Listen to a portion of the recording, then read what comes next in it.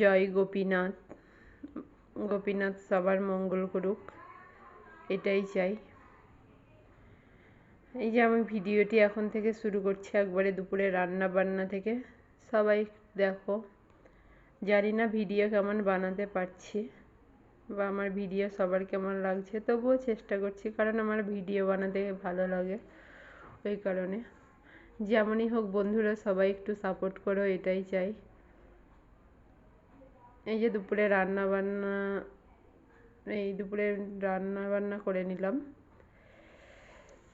দুপুরে রান্না বান্না করে নিলাম বলতে এখানে শাকটা ভেজে নিয়েছি আর পেঁয়াজের পকোড়াটা করে নিয়েছি। আর এখানে দেখো আলু করলাটা ভাজছি, আলু করলা পেঁয়াজ এইসব দিয়ে একটা চচ্চড়ির মতো করব, আর একটু সাথে মসুর ডাল করব, তাহলে আজকে খাওয়া দাওয়া হয়ে যাবে। আর দুপুরের এটাই মেনু, দুইজনের জন্য আবারও কি করব বলো, এই জন্য এটাই করে নিলাম।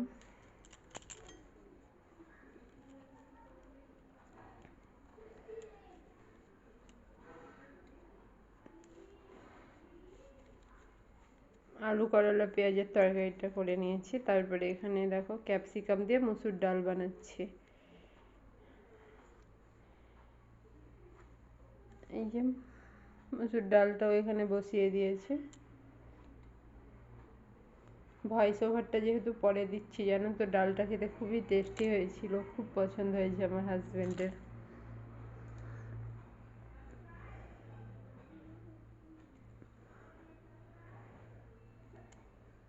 আজকে দুপুরের এটাই মেনু দুজনের জন্য, আর কিছু করিনি। তারপরে দেখো এইটা আন্টিজির সঙ্গে নিয়ে আসলাম, আজকে চিপস বানাবো, ওই জন্য।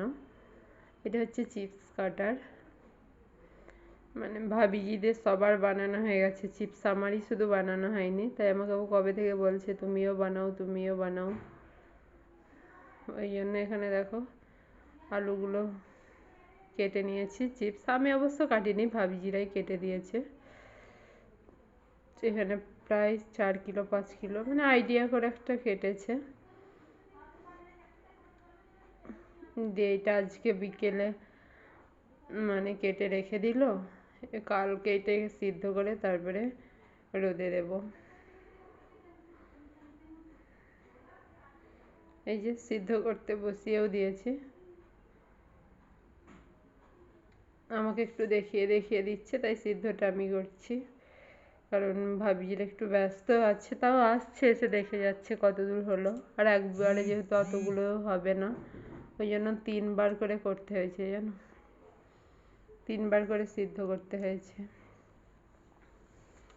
আর অত বড় জায়গা তো আর নেই যে একবারেই হয়ে যাবে।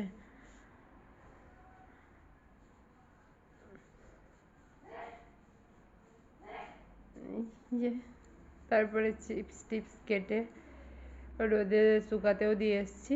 তারপরে এই যে এই জায়গাগুলো ধুয়ে নিলাম, এইগুলো চিপস কাটার তারপরে চিপস বানানোর জল ঝরানোর কাজে লেগেছিলো। এবার এইগুলো ধুয়ে জায়গা মতো রেখে দেবো, আর এইটা ভাবিজিকে দিয়ে আসবো। ঠিক আছে, আজকের মতো ভিডিওটি এতটুকুই রাখছি। দেখা হচ্ছে নেক্সট কোনো ব্লগে। সবাই ভালো থেকো, সুস্থ থেকো, আর আমার চ্যানেলটি সাবস্ক্রাইব করে দিয়ে আমার পাশে থেকো।